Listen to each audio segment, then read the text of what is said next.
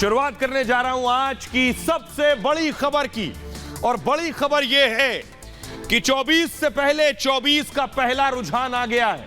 पहला रुझान जो सीधे प्रधानमंत्री नरेंद्र मोदी पर ठप्पा लगाता है।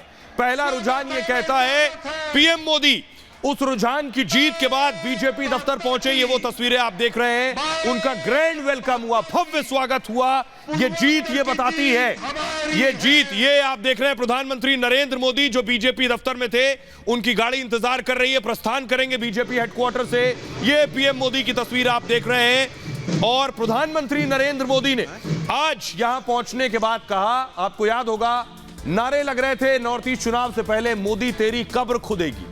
मोदी ने कहा कि कमल खिल गया है, लोगों ने कमल खिला दिया है। ये देख रहे हैं प्रधानमंत्री मोदी निकल रहे हैं और बीजेपी के वरिष्ठ नेता भी पहुंच रहे हैं। लेकिन जरा सुनिए पीएम मोदी ने क्या कहा। माला जपते जपते कह रहे हैं मैं मोदी तेरी कब्र खुदेगी, लेकिन देश कह रहा है, हिंदुस्तान के आवाज कह रही है, हिंदुस्तान का हर कोना कह रहा है मोदी तेरा कमल खिलेगा, मोदी तेरा कमल खिलेगा। भारत माता की, भारत माता की।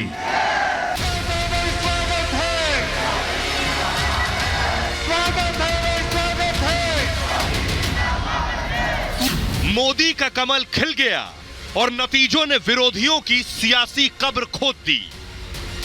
चुनाव से पहले जो मोदी की कब्र खोदने की दुआएं मांग रहे थे, उन्हें पूरब से जवाब मिल गया।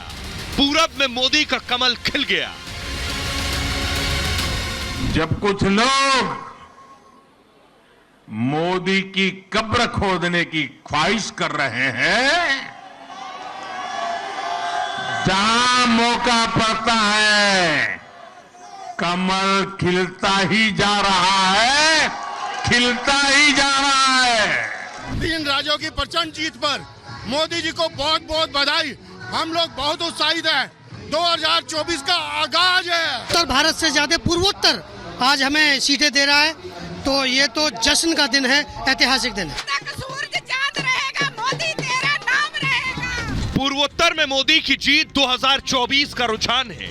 गुजरात के बाद मोदी ने फिर विरोधियों को ट्रेलर दिखा दिया है और बता दिया है आएगा तो मोदी ही। कोई हो ही नहीं रहा, सफाया हो रहा है, मोदी का राज हो रहा है, पहले भी राज था, रहेगा भी। तो राम का जीत हुई और रावण की हार हुई। 3 राज्य की जीत नहीं है, पूरे देश की जीत है और 2024 में फिर से पूर्ण बहुमत से मोदी सरकार बनने। नागालैंड में बीजेपी की जबरदस्त वापसी हुई। त्रिपुरा में बीजेपी दोबारा अकेले दम पर सत्ता में आई और मेघालय में भी बीजेपी ने अपनी ताकत में इजाफा किया है। अब नॉर्थ ईस्ट न दिल्ली से दूर है और न ही दिल से दूर है। आम चुनाव में महज 1 साल बचे हैं। ऐसे में पहली बाजी बीजेपी ने जीत ली है। कुछ महीनों के भीतर ही कई और राज्यों में चुनाव होने हैं जहां बीजेपी ने अपनी पूरी ताकत झोंक रखी है। तो सवाल ये कि 2024 के चुनाव से पहले ही विपक्ष नॉकआउट हो चुका है। ताजा रुझान इसी बात के संकेत हैं।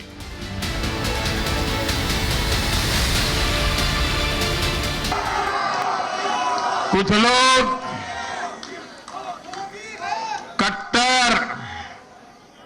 कट्टर की पहचान में लगे हुए हैं। वो हर काम बेईमानी भी कट्टरता से करते हैं। ये कट्टर लोग कहते हैं मर जा मोदी,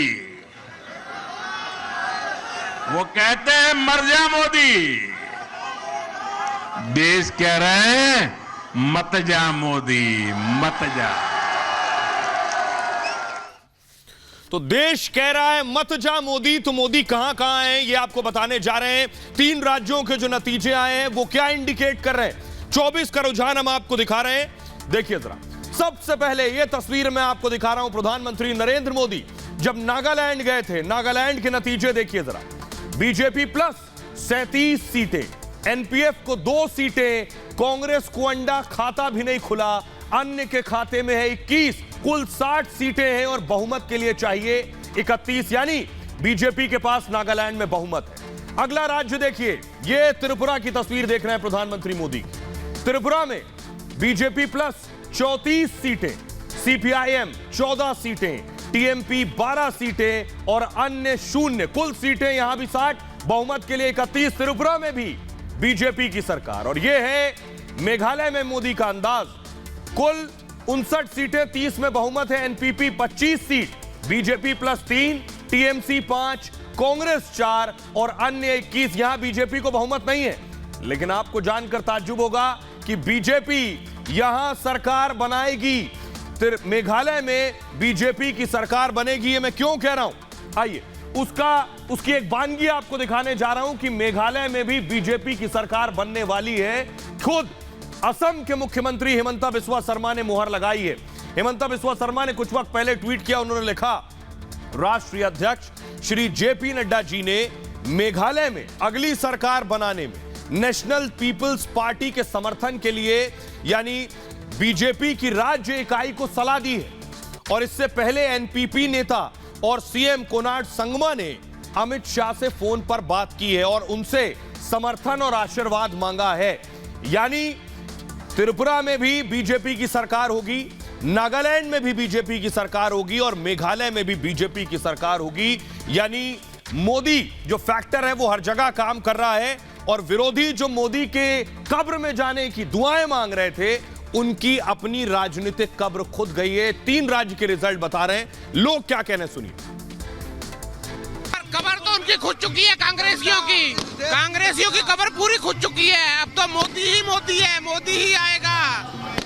बढ़ते हैं जब जब धरती पे मैं पाप मिटाने आता हूँ, मैं हूँ एक बार नए रूपों में आता। मोदी जी आए सब भगवान के रूप में। पूरे देश में कमल ही खिला, कमल ही खिलेगा। जो दुश्मन बोल रहे थे उनका मुंह काला हुआ है, पर आगे ऐसे मुंह काला होता रहेगा। मोदी जी पूरे देश में एक ऐसे लोकप्रिय नेता हैं जो फिर 2024 में फिर प्रधानमंत्री बनेंगे और जो बोल रहे हैं उनका मुंह काला रहेगा। प्रधानमंत्री मोदी जी ने गांव, गरीब, किसान, मजदूर के जीवन में बदलाव लाने का प्रयास किया। इसी का नतीजा कि आज पूरे हिंदुस्तान में कमल का फूल खिल रहा। जो लोग नकारात्मक सोच रखते हैं, मोदी तेरी कब्र खुदेगी, उनके मुंह पे तमाचा मारने का काम जनता ने किया है। मोदी का कमल खिल रहा देश में।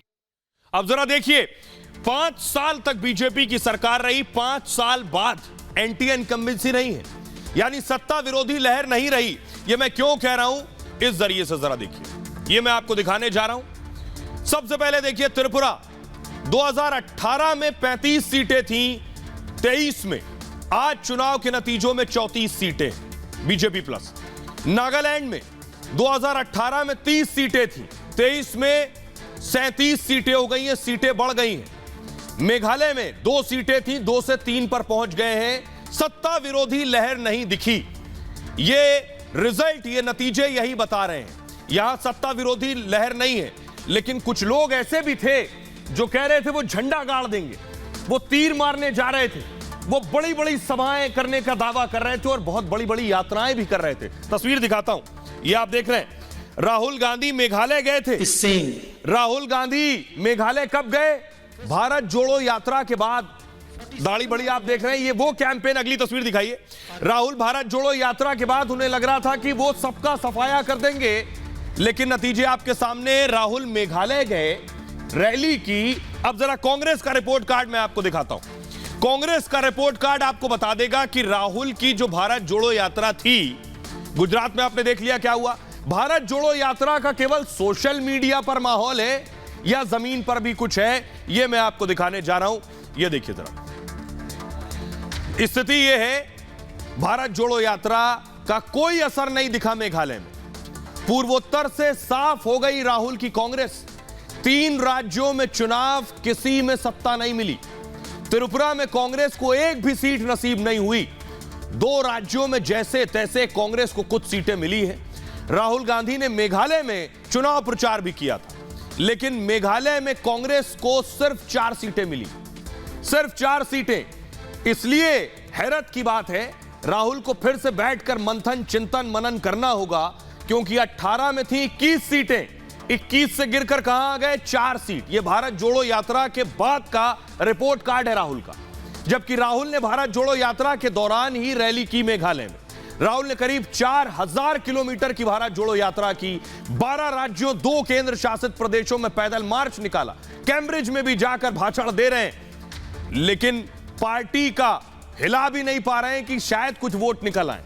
कांग्रेस ने भारत जोड़ो यात्रा को खूब हाइप भी किया था, लेकिन क्या यह हाइप सिर्फ ट्विटर फेसबुक पर ही है? सवाल इसलिए पूछ रहा हूं क्योंकि मैं आपको बीजेपी का 10 साल का, जो अभी मैंने कांग्रेस का दिखाया 21 सीट से 4 सीट पर आ गए, नॉर्थ ईस्ट में बीजेपी का 10 साल का रिपोर्ट कार्ड देखिए जरा, ये मैं आपको दिखाने जा रहा हूं। ये है नॉर्थ ईस्ट, त्रिपुरा में देखिए जरा बीजेपी का रिपोर्ट कार्ड। 2013 में ताज्जुब करेंगे आप, 1.5% वोट था। कितना? 1.5% वोट त्रिपुरा में 2013 में। 5 साल बाद देखिए 43.5% वोट, 43.4% वोट। 1.5% से 43% पहुंचना आसान काम नहीं है। और उसके बाद 23 में लगभग 39.5% वोट त्रिपुरा में बचा लिया बीजेपी ने। अगला राज्य देखिए नागालैंड, 2013 में 1.8% वोट था, 18 में 15.4%, 23 में और बढ़ गया 16.38%। नागालैंड में वोट बढ़ गया। अगला राज्य देखिए मेघालय, 1.3% 13 में था, 18 में 9.7, 23 में 7.6। सीटें बढ़ गई हैं, सीट 1 बढ़ गई है मेघालय में। अब मैं आपको सुनवाने जा रहा हूं, मेघालय में यह ऐसा ही नहीं हो रहा। प्रधानमंत्री नरेंद्र मोदी ने नॉर्थ ईस्ट में जो किया है, यह उसी का रिपोर्ट कार्ड है। सुनिए जरा पीएम मोदी को। आज के चुनाव और इन चुनाव परिणामों में देश के लिए, दुनिया के लिए बहुत सारे संदेश हैं। आज के नतीजे ये दिखाते हैं कि भारत में लोकतंत्र और लोकतांत्रिक व्यवस्थाओं पर कितनी आस्था है, एक मजबूत आशावाद है। लोकतंत्र की राह पर चलते हुए हर शंका आशंका का समाधान हो सकता है, बदलाव लाया जा सकता है। कुछ हमारे विशेष शुभचिंतक भी हैं। इन विशेष शुभचिंतक जिनके पेट में ये सोच सोच करके दर्द होता है कि बीजेपी की जीत का राज क्या है।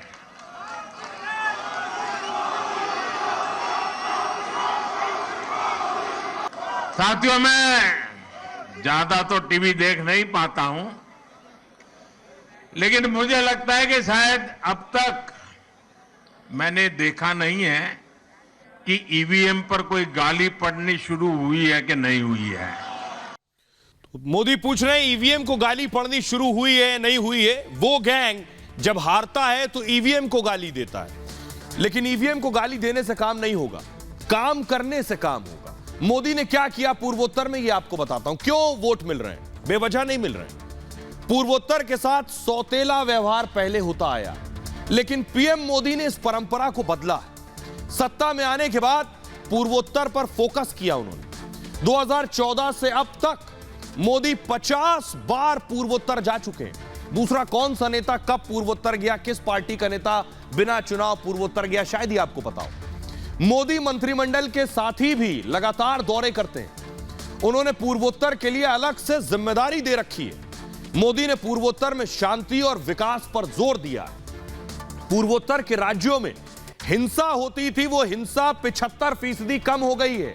आपको याद होगा पूर्वोत्तर के राज्यों में जो खबर आप देखते थे टीवी पे, वो सिर्फ ये होती थी कहां कितनी हिंसा हुई, कितने लोग मार दिए गए।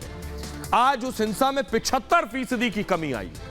इलाके के राज्यों के बीच सीमाई विवाद खत्म हो गया। पहले केवल बॉर्डर डिस्प्यूट में लड़ाइयां होती थी। पूर्वोत्तर के बुनियादी ढांचे और विकास पर भी जोर दिया मोदी ने। 2014 से अब तक 4 लाख करोड़ से ज्यादा की धनराशि दी गई है नॉर्थ ईस्ट को। कृषि क्षेत्र में विकास के लिए टास्क फोर्स का गठन किया गया है। बेहतर कनेक्टिविटी के लिए 17 नए एयरपोर्ट बनाए गए नॉर्थ ईस्ट में। पिछले साल दिसंबर में 6,800 करोड़ की सौगात दी गई है। पूर्वोत्तर के लोगों का दिल जीतने की कोशिश की है। पीएम मोदी पूर्वोत्तर के राज्यों को अष्टलक्ष्मी बुलाते हैं। अब सोचिए, ये वो राज्य हैं जो इन राज्यों में काम हुआ है, इसलिए वोट मिला है। सुनिए पीएम मोदी। ये युग परिवर्तन का समय है, ये नया इतिहास रचे जाने का समय है। मैं नॉर्थ ईस्ट की शांति, समृद्धि और विकास का ये समय देख रहा हूं। मुझे याद है कि कुछ दिनों पहले जब मैं नॉर्थ ईस्ट गया था तो किसी ने मुझे बोला कि मोदी जी, आपको अपनी हाफ सेंचुरी के लिए बहुत बहुत बधाई। तो मैंने उनको पूछा कि भाई ये कैसी हाफ सेंचुरी आप बता रहे हैं? तब उन्होंने मुझे बताया कि जब से बोले आप प्रधानमंत्री बने हैं, आप 50 से भी ज्यादा बार नॉर्थ ईस्ट का विजिट कर चुके हैं। तो 24 का पहला रुझान आ चुका है, 24 का दूसरा रुझान आना बाकी है। दूसरा रुझान कहां से आने वाला है ये मैं आपको बताता हूं, और कैसा आएगा वो रुझान। ये आप देख रहे हैं देश का नक्शा। मध्य प्रदेश में इसी साल चुनाव है। मध्य प्रदेश का रिजल्ट बताएगा दूसरा रुझान 24 का। यहां बीजेपी की सरकार है। राजस्थान में कांग्रेस की सरकार है, राजस्थान में चुनाव होने। कर्नाटक में इसी साल चुनाव होने, बीजेपी की सरकार है। तेलंगाना में बीआरएस की सरकार है, इसी साल चुनाव है। छत्तीसगढ़ में कांग्रेस की सरकार है, इसी साल चुनाव है। मिजोरम में मिजो नेशनल फ्रंट और जम्मू कश्मीर में राष्ट्रपति शासन है, इसी साल चुनाव हो सकते हैं। ये जो राज्य है, ये 24 का दूसरा रुझान होगा। पहला रुझान तो 10 on 10 मोदी का है। सुनिए जरा लोग क्या कह रहे हैं। 24 के रुझान से पहले लोग बता रहे हैं 24 में क्या होने वाला। तो राज्यों में जो है बीजेपी सरकार बनाने जा रही है, यह जो है जीत जो है मोदी का श्रेय जाता है। मोदी के ही उपलक्ष्य में जो है श्रेय जाता है भारतीय जनता। मोदी ने अकेले फील्ड में उतरकर पूरा का पूरा बदल दिया जी, पूरा कायाकल्प कर दिया देश और माया नागालैंड, त्रिपुरा और मेघालय का जी। मोदी ने तो पूरा पूरा देश के साथ साथ पूरा वर्ल्ड बदल दिया। मैडम, इसमें भी यही पूछने की बात है। आप अभी तो ये शुरुआत है, 2024 में तो अभी यहाँ पे 100 के 100 मार्क्स आने वाले हैं मोदी के। हमारा mission 2024 only for BJP, Bharatiya Janata party, Narendra Modi. Modi है तो मुमकिन है। भारत माता की, भारत माता की। पूरे देश में जिस प्रकार भारतीय जनता पार्टी को बहुमत मिल रहा है, सहयोग मिल रहा है, ये आने वाले 24 का जनादेश है कि 2024 में फिर हमारे देश के यशस्वी प्रधानमंत्री आदरणीय नरेंद्र मोदी जी फिर 400 पार सीटों से फिर से प्रधानमंत्री बनेंगे। नरेंद्र मोदी जी ने आज देश को दिखा दिया कि हमने पूरे देश में फिर से एक बार परचम लहराया है। जब तक मोदी है तब तक सब कुछ संभव है। मोदी जी ने कमल खिला दिया। मोदी जी आगे पूरे 24 में सारा कमल खिल जाएगा। तीनों राज्य में भारतीय जनता पार्टी की जीत ये मोदी जी और पूरे देश के लिए एक बहुत बड़ा आह्वान है जो हम जहां। तो देश का ट्रेंड आ गया है जिसने मोदी पर मुहर लगा दी है, लेकिन विदेश का ट्रेंड क्या कह रहा है ये आपको बताने जा रहा हूं। ये आप देख रहे हैं प्रधानमंत्री नरेंद्र मोदी इटली की पीएम के साथ बैठे हुए हैं। इटली की पीएम जो है ये प्रधानमंत्री मोदी की मुरीद हैं। प्रधानमंत्री नरेंद्र मोदी को कह रही हैं कि आप नंबर 1 हैं। यानी देश में जो नतीजे आ रहे हैं वो बता रहे हैं कि मोदी नंबर 1 है, और इटली की पीएम भी कह रही है मोदी ही नंबर 1 है। देखिए जरा क्या कह रही है जॉर्जिया। प्रधानमंत्री नरेंद्र मोदी से मुलाकात हुई। इटली ने प्रधानमंत्री मोदी की जमकर तारीफ की। इटली की प्रधानमंत्री ने मोदी को नंबर 1 बताया है। इटली की पीएम जॉर्जिया मेलोनी भारत दौरे पर हैं फिलहाल, और उन्होंने कहा मोदी दुनिया के सबसे लोकप्रिय नेता हैं। वो साबित हो चुका है कि वो कितने बड़े लीडर हैं। उनकी इस कामयाबी के लिए मेरी ओर से बधाई। प्रधानमंत्री मोदी के साथ हमारे संबंध मजबूत हैं और हम दोनों अपने रिश्तों की मजबूती पर जोर देते हैं। मोदी अपने मित्र देश इटली पर भरोसा कर सकते हैं। हम दोनों देशों के रिश्तों को बुलंदी पर पहुंचा सकते हैं। मोदी रूस यूक्रेन शांति में अहम रोल निभा सकते हैं। रायसीना डायलॉग के लिए मेलोनी फिलहाल दिल्ली में है। और जॉर्जिया मेलोनी रायसीना डायलॉग की चीफ गेस्ट हैं और इसमें 100 देशों के प्रतिनिधि शामिल हो रहे हैं। आपको सुनवाता हूं, सुनिए जरा। इटली की पीएम कह रही, देश के लोग तो कह रहे हैं कि मोदी नंबर 1 है, वो नतीजों में रिफ्लेक्ट हो रहा है, लेकिन विदेशी प्रधानमंत्री देश में आकर कह रहा है मोदी से बेहतर कोई नहीं। सुनिए। I'm not sure if this will lead me to the approval rate that the Prime Minister Modi has reached. I think he's the most loved one of all around the world. But I mean, this has really proven that he has been a major leader, and congratulations for that, Prime Minister. अब मैं आपको बताता हूं, दरअसल प्रधानमंत्री मोदी की तारीफ कर रही हैं कि मोदी नंबर 1 है। वो कह रही है मोदी की रेटिंग नंबर 1 है। जी हां, मोदी दुनिया में भी नंबर 1 नेता है और देश में भी। देखिए, ये मैं क्यों कह रहा हूं, बेवजह नहीं कह रहा हूं, आंकड़ों के साथ कह रहा हूं। मोदी ने एक बार फिर झंडा गाड़ दिया है दुनिया में भी। दुनिया के तमाम दिग्गजों को मोदी ने पीछे छोड़ दिया है। दुनिया के 16 दिग्गज नेताओं को पछाड़ दिया है। ताजा सर्वे में मोदी, बाइडेन, पुतिन सबसे आगे। मॉर्निंग कंसल्ट के सर्वे में प्रधानमंत्री नरेंद्र मोदी नंबर 1 है। इस सर्वे में प्रधानमंत्री मोदी को 78% रेटिंग मिली है, 78%। 2021 के बाद मोदी की लोकप्रियता लगातार बढ़ी है। अब देखिए जरा किस किस से आगे है मोदी। ये आप देख रहे हैं, लोपेज ओब्रेडोर राष्ट्रपति मैक्सिको के दूसरे नंबर पर, ये जिनको 68% नंबर मिले। अगला नाम है एलेन बेरसेट, राष्ट्रपति स्विट्जरलैंड के, 62%। तीसरे नंबर पर, चौथे नंबर पर हैं जो बाइडेन, 40% पे 7वें स्थान के साथ जो बाइडेन है। 30% नंबर है ऋषि सुनक के, जो कि प्रधानमंत्री हैं ब्रिटेन के, 10वें नंबर पर। 11वें नंबर पर हैं इमैनुअल मैक्रो, 29% वोटिंग के साथ फ्रांस के राष्ट्रपति। इन सब में सबसे ज्यादा नंबर 78% प्रधानमंत्री नरेंद्र मोदी के नंबर है। तो प्रधानमंत्री मोदी केवल देश में ही नहीं, दुनिया में नंबर 1 क्यों है आप जानते हैं? इसलिए नंबर 1 है, बेशक कुछ काम किया होगा, दुनिया में भारत को लेकर बात हो रही होगी। सुनिए जरा पीएम मोदी ने बताया क्यों वो नंबर 1 है। आज भारत के विकास और उसकी रफ्तार की तारीफ पूरी दुनिया में हो रही है। हो रही है कि नहीं हो रही है? चारों तरफ गुंज सुनाई दे रही है कि नहीं सुनाई दे रही है? साथियों, भाजपा के विजय अभियान में जो हमारी त्रिवेणी की तीसरी शक्ति है, शिव जी के भी कहते हैं ना, तीसरा नेत्र सबसे सामर्थ्यवान माना जाता है। ये हमारी जो तीसरी शक्ति है, वो तीसरी शक्ति हमारे भाजपा के कार्यकर्ता है और मैं उनको बार बार नमन करता हूं। अब सोचिए जरा, भारत में रायसीना डायलॉग हो रहा है, इटली से प्रधानमंत्री आ रहे हैं, G20 हो रहा है, रूस के विदेश मंत्री, रूस के अलावा कुछ और देशों से विदेश मंत्री, अमेरिका के विदेश मंत्री आए हैं। लेकिन पाकिस्तान में सोचिए क्या हो रहा है, G20 वर्सेस गरीब 20 चल रहा है वहां। उनके बुरे हाल हैं, ये देख रहे हैं। प्रधानमंत्री मिल रहे हैं जॉर्जिया मेलोनी से, जो इटली की पीएम है। ये प्रधानमंत्री ने मुलाकात की, इन्होंने कहा नंबर 1 है मोदी। अगली तस्वीर दिखाइए। भारत में G20 हो रही है, बड़े बड़े देशों के विदेश मंत्री आ रहे हैं, विदेश मंत्रियों की बैठक हो रही है, रूस अमेरिका के विदेश मंत्री, भारत में मुलाकातें चल रही हैं। अगली तस्वीर दिखाइए।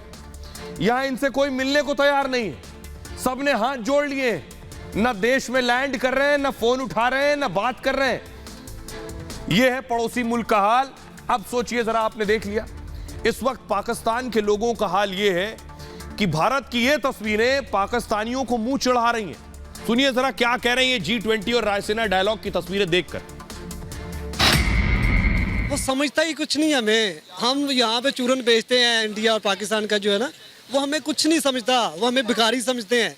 उनके न्यूज़ चैनल उठा के देखिए किस तरह की मनफी प्रोपगंडा कर रहे हैं वो पाकिस्तान के ऊपर। वो कहते हैं ये तो भिखारी हैं, ये तो रोज जाके भीख मांगने वाले, हमारा क्या मुकाबला करेंगे। पाकिस्तान का बिल्कुल ग्लोबली सतह पे एक भिखारी, एक आजकल हालात तो आपके सामने है सारे।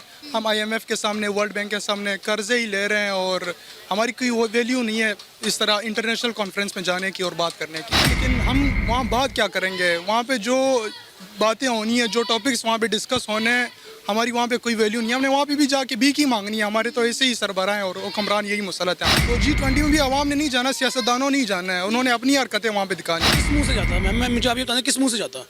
क्या लेके जाता? अपनी ये शक्लें लेके जाता, अपनी भिखारियों वाली शक्लें, ठीक है? जो जाके सऊदीया के सदर से कह रहे हैं जी हम भिखारी नहीं है, हम आपके बाप को बड़ा भाई समझते हैं, और ये मांगने का तरीका है। IMF जिसको कर्जा देने से इनकार कर रहा है, किसी वजह से कर रहा है। आपने पहले 2 दफ़ा कर्जे लेके खा लिए हैं, उनके वो तो आप उनके कर्जे वापस करो ना, जो आपको कर्जा दे।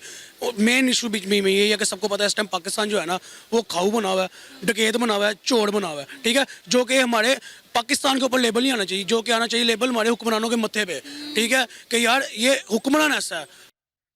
अब आपने सुन लिया पाकिस्तान के लोगों को भी।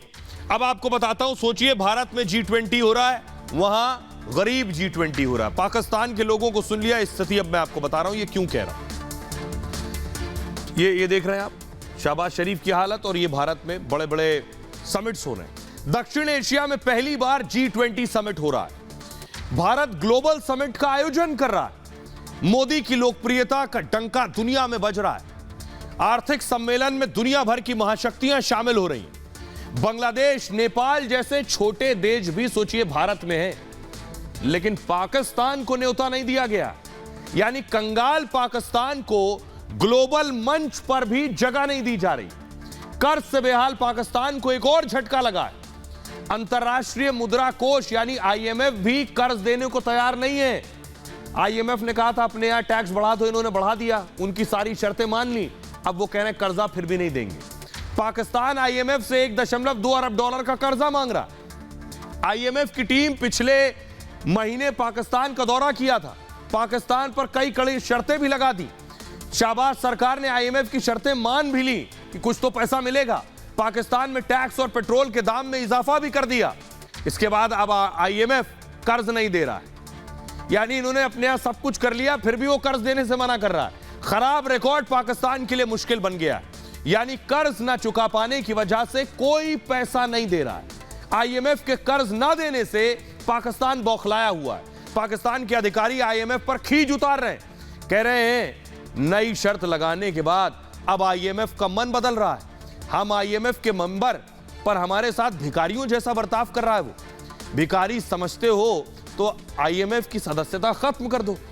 पाकिस्तान ने फिर अमेरिका से गुहार लगाई है कि शायद वही कुछ दे दे। वित्त मंत्री इशाक डार ने अमेरिकी उप वित्त मंत्री से बात की है। अमेरिका से मदद के लिए दखल देने की गुहार लगाई है, लेकिन कोई नहीं सुन रहा है। अब आप फर्क समझ सकते हैं। आइए खबरों में आगे बढ़ते हैं। लॉ एंड ऑर्डर से कोई कॉम्प्रोमाइज नहीं कर रहे हैं योगी आदित्यनाथ, और योगी का ऑपरेशन माफिया अभी भी शुरू जारी है। एक्शन जोर से हो रहा है। योगी आदित्यनाथ पूरी कोशिश कर रहे हैं उत्तर प्रदेश में जो इक्का दुक्का माफिया बचे हैं, जो हरकत कर भी रहे हैं, उन्हें भी सही मैसेज, सही संदेश दे दिया जाए, और इसकी तैयारी हो गई है। अगली तस्वीर दिखाइए। ये कल वाला बुलडोजर नहीं है, ये आज वाला बुलडोजर है। आज भी प्रयागराज में बुलडोजर चला है। आज भी अतीक के करीबी का घर गिरा दिया गया। दूसरा करीबी है, इनका नाम है सफदर। इनकी गन शॉप थी, हथियारों की दुकान थी। आरोप है ये हथियार सप्लाई करते थे, और देखिए योगी का बुलडोजर ने पूरी इमारत ध्वस्त कर दी। आज की तस्वीर है। अगली तस्वीर दिखाइए। अब ये कल की देख रहे हैं। कल भी बुलडोजर चला, करोड़ों की इमारत जमींदोज कर दी गई। इनका नाम था जफर, ये भी अतीक के करीबी थे। यहां भी अतीक का परिवार रह रहा था। अब दिलचस्प ये है, अगली तस्वीर दिखाइए। अतीक के करीबियों पर बुलडोजर चल गया, लेकिन कुछ महीनों पहले तक अतीक कह रहे थे योगी बहुत बहादुर हैं। अतीक की पत्नी शाइस्ता भी योगी की तारीफ कर रही थी। तो बहादुर बहादुर कहने का असर तो हुआ नहीं। इनको लग रहा था शायद योगी की तारीफ करेंगे तो इनकी जो हरकतें हैं उसे नजरअंदाज किया जा सकेगा, लेकिन योगी राज में ऐसा होता नहीं। सुनिए जरा।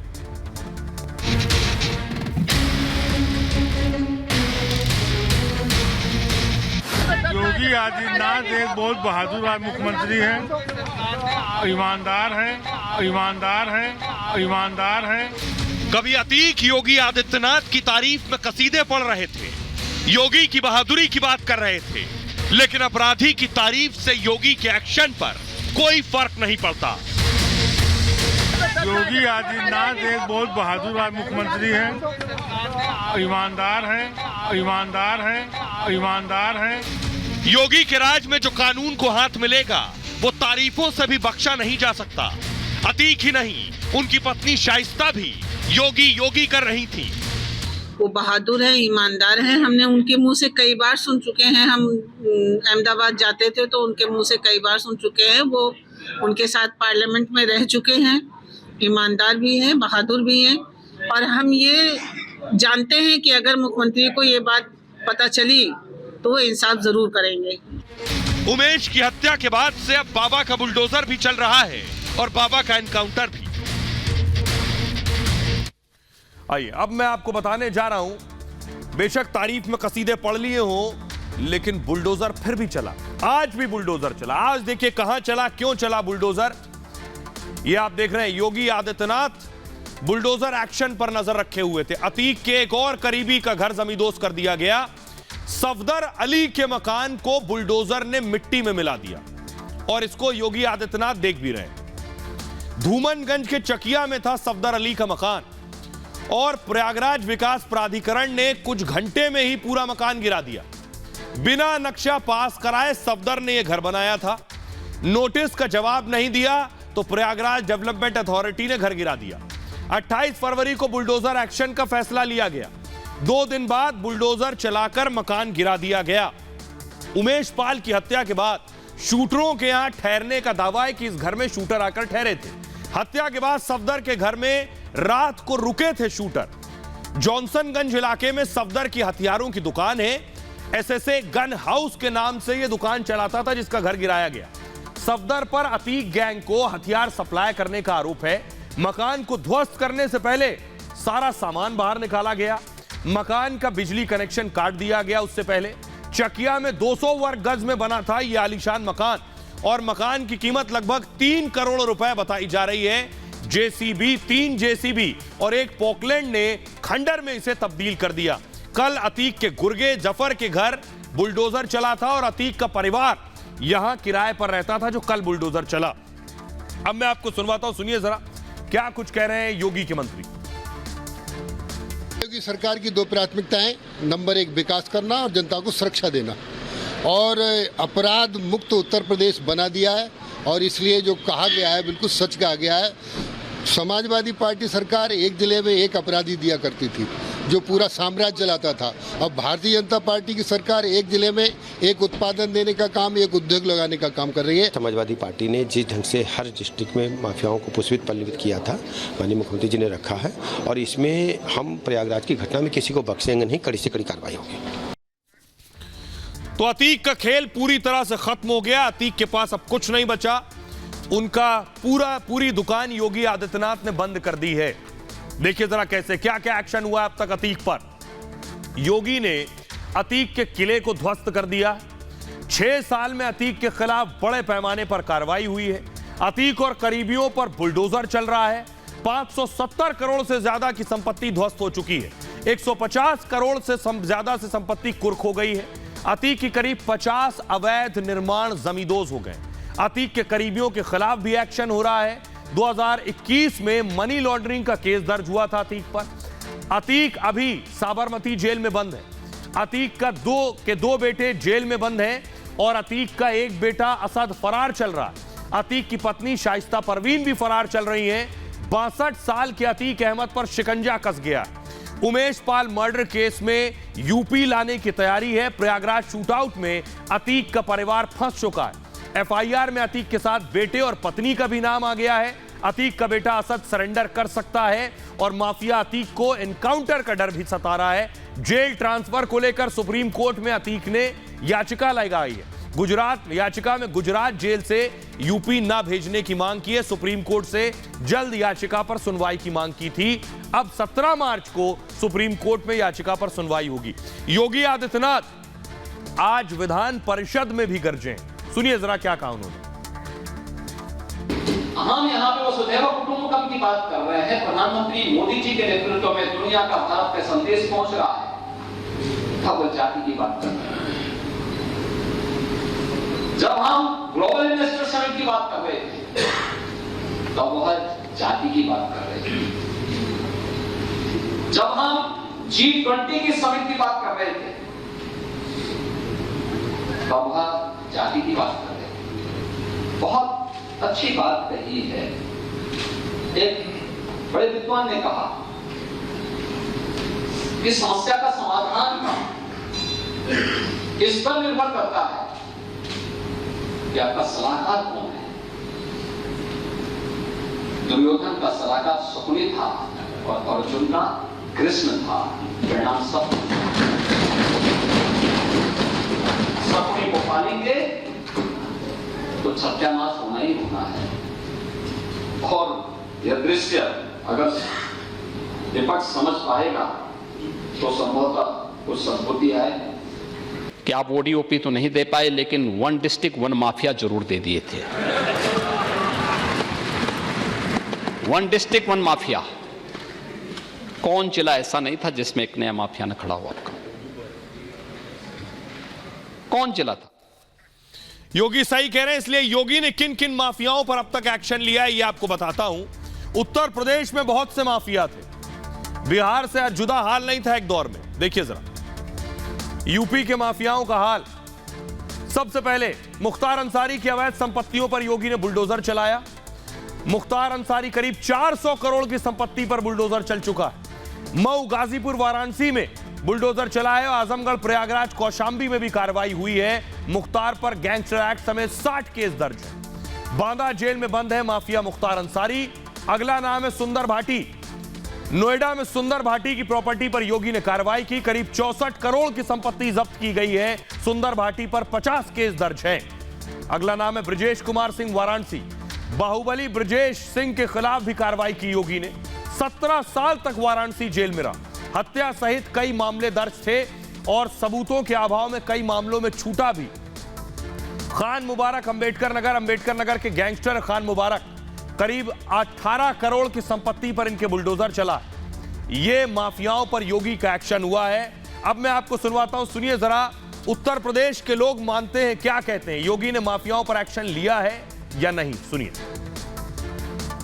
माननीय योगी जी ने सदन में कहा था कि भू माफियाओं को जड़ से खत्म कर देंगे, और इसी तरीके उन्होंने जो कहा उसको पूरी तरह से संपन्न भी किया है। आम जनमानस को राहत दिलाने का कार्य किया है। या तो इस समय भूमाफिया धरती छोड़ रहे हैं या तो यूपी छोड़ रहे हैं। ये माननीय योगी जी के कार्यकर्मों द्वारा जो किया गया कार्य है। पूरे उत्तर प्रदेश के जितने भी माफिया हैं वो या फिर यूपी छोड़ने को तैयार हैं या फिर वो दुनिया छोड़ रहे हैं।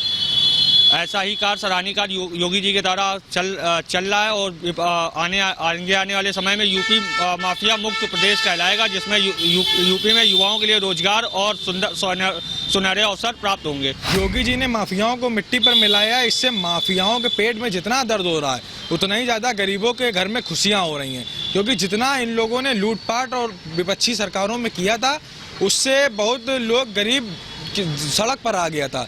लेकिन जितना माफियाओं मिट्टी पर मिलाया जा रहा है उससे योगी जी की जो जनता है, आम जनमानस है, वो बहुत खुश हो रहा है और अपने घर में खुशी के दीपक जला रहा है। देखिए, जिस प्रकार से योगी जी ने माफियाओं को मिट्टी में मिला दिया है वो तो बहुत ही सराहनीय कार्य है, एवं माफियाओं को मिट्टी में मिलाना ही जाना चाहिए निश्चित रूप।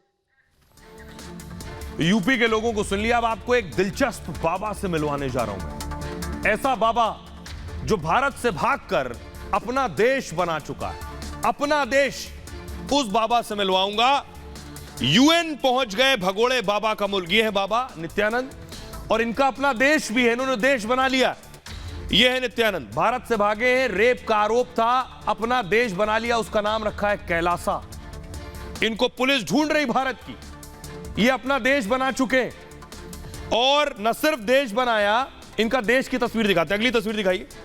ये जो आप देख रहे हैं ये है कैलासा, ये नित्यानंद का देश है। ये देख रहे हैं आप। देश के बारे में बताऊंगा तफसील से, कैसा देश है, क्या होता है, बाबा कैसे पहुंच गए यहां पर, कैसे कोलंबस की तरह खोज लिया उन्होंने एक देश, ये भी मैं आपको बताऊंगा। लेकिन अगली तस्वीर दिखाइए जरा। लेकिन ये आप देख रहे हैं संयुक्त राष्ट्र, बाबा ने अपनी एक दूत को यूनाइटेड नेशंस भेज दिया है। देखिए बैठी है बाबा की दूत, यूएन पहुंच गई। अगली तस्वीर दिखाइए जरा। यह है बाबा की दूत, संयुक्त राष्ट्र पहुंच गई बाबा का प्रतिनिधित्व करने के लिए, बाबा के देश का। हाथ देखिए जरा, हाथ पर बाबा का टैटू भी है, यानी जो भी बाबा के देश में रहेगा उसको टैटू बनवाना पड़ेगा। बाबा के चेहरे का टैटू है। यूनाइटेड नेशंस पहुंच गई है, ये आसान काम नहीं है। कैसे हुआ ये भी बताऊंगा। अगली तस्वीर दिखाई जरा, ये आप देख रहे हैं। और न सिर्फ वहां पहुंची, संयुक्त राष्ट्र बाबा की तस्वीर भी लेकर गई थी। यूनाइटेड नेशंस में बाबा की तस्वीर भी रख दी जाकर। ये आप देख रहे हैं संयुक्त राष्ट्र की तस्वीर। अगली तस्वीर दिखाई। लेकिन मैं बताऊंगा बाबा का देश और मुल्क कैसा है, उसके पहले आपको बताता हूं कि संयुक्त राष्ट्र तक कैसे पहुंच गई, आखिर वहां तक कैसे इनकी रीच हो गई कि बाबा की दूत वहां जाकर प्रतिनिधित्व कर रही हैं और भारत की बुराई कर रही हैं। ये आप देख रहे हैं यूएन, यूनाइटेड नेशन, ये बाबा की दूत है और बगल में खड़े हैं बाबा। स्विट्जरलैंड के जिनेवा में यूनाइटेड नेशंस की बैठक चल रही थी। बैठक में कथित देश कैलासा की प्रतिनिधि नजर आई। महिला ने चर्चा में हिस्सा लिया। इनका नाम है विजय प्रिया, इन्होंने अपना नाम बताया। खुद भगोड़े नित्यानंद ने विजय प्रिया की फोटो भी शेयर की है। बाबा ट्विटर पे भी है। ट्वीट में लिखा है, यूएन की चर्चा में कैलासा भी शामिल हो गया। यूएन में विजय प्रिया ने जमकर कैलासा की ब्रांडिंग भी की। चर्चा में कहा, कैलासा में रहने वालों को सब कुछ मुफ्त मिल रहा है, यानी बाबा के देश में सब फ्री है। मुफ्त में खाना, मुफ्त में मकान, मुफ्त में कपड़े, हर जरूरी सामान फ्री। इसी दौरान विजय प्रिया ने भारत के खिलाफ प्रोपेगेंडा भी रचा। यहां पहुंचकर यूएन में बोली, पूज्य नित्यानंद को भारत परेशान कर रहा। जहां पूज्य नित्यानंद का जन्म हुआ उसी देश में उन्हें बैन कर दिया गया, प्रतिबंधित है। यूएन से विजय प्रिया ने उत्पीड़न को रोकने की भी अपील की है। सोशल मीडिया पर विजय प्रिया का फोटो वायरल है इस वक्त। और फोटो वायरल हुआ तो सवाल उठे कि कैलासा देश कैसे बन गया। दुनिया भर में सवाल उठने लगे कि यूएन ने सफाई जारी की और कहा, कैलासा किसी देश नहीं, एनजीओ की तरह शामिल हुआ। कैलासा के प्रतिनिधि के यूएन में बयान पर कोई चर्चा नहीं होगी, जो कुछ भी इन्होंने बोला है। 24 फरवरी की बैठक के एक तरह की ओपन पब्लिक मीटिंग थी, जिसमें आई और बोलकर गई। और इसी बैठक में कैलासा की प्रतिनिधि विजय प्रिया शामिल हुई। विजय प्रिया के साथ 5 और महिलाएं बैठक में मौजूद थी उस दौरान। इससे पहले 22 फरवरी को भी यूएन मीटिंग में कैलासा पहुंचा। अब मैं आपको सुनाता हूं, जरा सुनिए, ये प्रतिनिधि को सुनिए, विजय प्रिया को, बाबा की प्रतिनिधि जो यूएन में गई। I'm here representing the United States of Kailasa. I'm the permanent ambassador, Vijayapriya Nityananda. So, Kailasa is the first sovereign state for Hindus, which is established by the Supreme Pontiff of Hinduism, Nityananda Paramashivam, and who is reviving the enlightened Hindu civilization. And it's 10,000 indigenous traditions of Hinduism, including the Adi Shaivite indigenous agricultural tribes, for which the Supreme Pontiff of Hinduism is the leader as well, including two communities in 150 countries where Kailasa has established de jure spiritual embassies as well as multiple agencies. अब मैं आपको बताता हूं नित्यानंद का पूरी कुंडली, पूरा उनका प्रोफाइल क्या है। देखिए जरा, ये है बाबा, इनको देखा होगा टीवी पर आपने बहुत पहले शायद। भगोड़े नित्यानंद खुद को ये भगवान कहते हैं। नित्यानंद का असली नाम है राजशेखरन और तमिलनाडु के तिरुवनंतपुरम में इनका जन्म हुआ था। पिता का नाम अरुणाचलम, मां का नाम लोकनायकी। जन्म की तारीख को लेकर बहुत विवाद है इनके। कहते हैं 1/1/1978 को इनका जन्म हुआ। बाबा ने वीजा लिया तो मार्च 1977 डेट ऑफ बर्थ हो गई, एक साल पीछे खिसक गई। नित्यानंद के पास मैकेनिकल इंजीनियरिंग का डिप्लोमा है। हालांकि कहते हैं बाबा का डिप्लोमा फर्जी है, लेकिन नित्यानंद ने 1992 में स्कूली पढ़ाई खत्म की थी। 12 साल की उम्र में रामकृष्ण मठ में शिक्षा शुरू की अपनी। 2003 में नित्यानंद ने पहला आश्रम विवदादी शुरू किया। नित्यानंद योग, मेडिटेशन, फिटनेस कोर्स करते थे और एक आश्रम के बाद नित्यानंद ने कई आश्रम खोल लिए। देश में नित्यानंद के करोड़ों में भक्त बन चुके थे। इन भक्तों में लंबी संख्या में करोड़पति शामिल थे। और 2010 में, अब नित्यानंद फंसे कहां से, 2010 में नित्यानंद का धोखाधड़ी और अश्लीलता का आरोप इनके ऊपर लगा। अभिनेत्री के साथ एक सेक्स सीडी इनकी सामने आई और इस मामले में नित्यानंद को गिरफ्तार भी किया गया, लेकिन कुछ समय के बाद नित्यानंद को जमानत मिल गई। 2012 में नित्यानंद पर दुष्कर्म का मामला दर्ज किया गया। इसके बाद 2019 में नित्यानंद भारत से फरार हो गया। कहा जाता है कि रईस भक्तों ने बाबा को भगाने में मदद की है।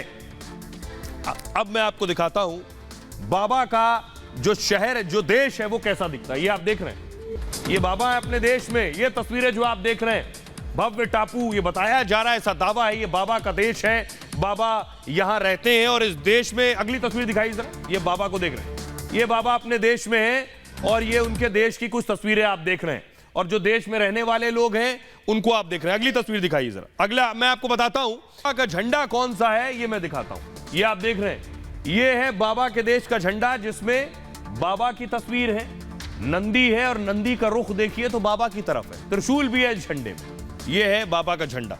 सिर्फ झंडा नहीं, पासपोर्ट भी बाबा का है, ये देख रहे हैं आप। ये है पासपोर्ट कैलासा का, कैलासा लिखा है पासपोर्ट, और इसमें भी बाबा की फोटो है नित्यानंद की। ये पासपोर्ट। अगली तस्वीर दिखाइए, ये आप देख रहे हैं। और ये सिक्के आप देख रहे हैं, बाबा के देश में बाबा के सिक्के भी हैं, उसमें भी संभवतः बाबा की फोटो लगी होगी। अब मैं आपको बताता हूं कैलासा का रहस्य लोक पूरा क्या है, बाबा का रहस्य लोक, कैसे अपना देश उन्होंने बना लिया और ये सब कैसे मुमकिन हुआ। दरअसल ये उनका रहस्य लोक है, भारत से करीब 17 से 18 हजार किलोमीटर दूर है। दक्षिण अमेरिका के इक्वाडोर में बसा है ये कैलासा। स्वघोषित देश कैलासा खुद को आजाद हिंदू देश कहता है। कैलासा में हिंदू शास्त्रों और मनुस्मृति का कानून चलता है। दावा है कि कैलासा में 200 करोड़ के करीब आबादी है। इसमें से 1 करोड़ लोग शिव को मानने वाले हैं और कैलासा में संस्कृत, तमिल और अंग्रेजी बोली जाती है। यह दावा विजय प्रिया ने यूएन की बैठक में किया है। दावा है कैलासा में 20 लाख अप्रवासी हिंदू भी रहते हैं। कैलासा में अपनी मुद्रा और रिजर्व बैंक लॉन्च कर चुका है कैलासा। रक्षा मंत्रालय, शिक्षा मंत्रालय, गृह मंत्रालय जैसे मंत्रालय भी हैं इस देश में। 150 देशों में कैलासा का दूतावास होने का भी दावा किया जाता है। हालांकि दुनिया में किसी देश ने कैलासा को मान्यता नहीं दी है। यह है कैलासा की हकीकत। अब कुछ तस्वीरें दिखाते हैं उनके देश की कि कैसा दिखता है उनका देश, क्या क्या खासियत है वहां, कैसे शासन चलता है। देखिए कि कैलासा बना कैसे, यह आपको बताते हैं। 2019 के दौरान नित्यानंद भारत छोड़कर फरार हो गया। हिंदुस्तान की पुलिस नित्यानंद को ढूंढ रही थी। बाबा नित्यानंद पर रेप और अपहरण जैसे गंभीर आरोप थे, तो पुलिस से छिपकर नित्यानंद भारत से फरार हो गया। अब बाबा पुलिस को नहीं मिला और कोर्ट में भी पेश नहीं हुआ तो नित्यानंद को भगोड़ा घोषित कर दिया गया। इंटरपोल को नोटिस भी जारी हुआ, इंटरपोल ने नोटिस जारी किया, लेकिन बाबा नित्यानंद भारत छोड़कर अमेरिका पहुंच गया। दक्षिण अमेरिका के इक्वाडोर में बाबा नित्यानंद ने एक पूरा द्वीप खरीद लिया, आइलैंड खरीद लिया। और इसके बाद 2020 में बाबा नित्यानंद ने अपने नए देश का ऐलान भी कर दिया। इस देश का नाम नित्यानंद ने कैलासा रख लिया। बाबा नित्यानंद ने अपना देश तो बना लिया और इस देश को लेकर बड़ी बड़ी बातें भी करता है। बाबा का कहना है कि दुनिया भर में सताए गए हिंदुओं को वो सुरक्षा देता है। यहां जाति और लिंग का भेदभाव किए बिना सभी हिंदू शांति से रहते हैं। कैलासा में करोड़ों में आबादी होने का भी दावा करता है, लेकिन नित्यानंद के देश को किसी देश ने मान्यता नहीं दी। नित्यानंद चाहता है कि उसके देश में लोग रहें आकर, इसलिए कैलासा में रहने वालों को फ्री में सुविधाएं मिल रही हैं। कैलासा और नित्यानंद के ऑफिशियल ट्विटर अकाउंट पर फ्री में कैलासा की सिटीजनशिप भी बांटी जा रही है, मुफ्त है नागरिकता। स्क्रीन पर चल रही तस्वीर में आपको एक बार कोड नजर आ रहा है, बस बार कोड स्कैन कीजिए और भगोड़े बाबा के देश कैलासा की नागरिकता ली जा सकती है। सिर्फ नागरिकता नहीं, बाबा के देश में कपड़ा, मकान, बिजली, पानी सब फ्री मिलता है। यह दावा नित्यानंद की दूत विजय प्रिया ने यूएन की बैठक के दौरान की थी। वैसे हमारे देश में भी बहुत से लोग बहुत कुछ फ्री दे रहे हैं, बहुत सी पार्टियां। आइए, तो नित्यानंद के बारे में आपने जान लिया। खबरों में आगे बढ़ते हैं। आज की एक और बड़ी खबर है। खबर यह है कि बागेश्वर बाबा के भाई की गिरफ्तारी हो गई। पुलिस ने उन्हें गिरफ्तार कर लिया है। तस्वीर आप देख रहे हैं, बागेश्वर बाबा के भाई हैं जिनका नाम है शालीग्राम, और शालीग्राम की गिरफ्तारी हुई। और गिरफ्तारी के बाद ये आप देख रहे हैं जो उन्होंने गोली चलाई थी, वो तस्वीर आप देख रहे हैं, फायरिंग करते हुए तस्वीर सामने आई थी। अगली तस्वीर दिखाइए जरा, ये आप देख रहे हैं, ये पुलिस उन्हें गिरफ्तार करके ले गई, ये वो तस्वीर आप देख रहे हैं। जब पुलिस ने अरेस्ट किया बाबा बागेश्वर के भाई को और बाबा बागेश्वर के भाई की गिरफ्तारी हुई और गिरफ्तारी के बाद 25,000 के मुचलके पर उनको जमानत भी मिल गई। बहरहाल ये भारत की बात है। मैं इतना ही। आप अपना बहुत ख्याल रखिए। एक छोटे से ब्रेक के लिए रुक रहे हैं, लौट रहे हैं कुछ और बड़ी खबरों के साथ।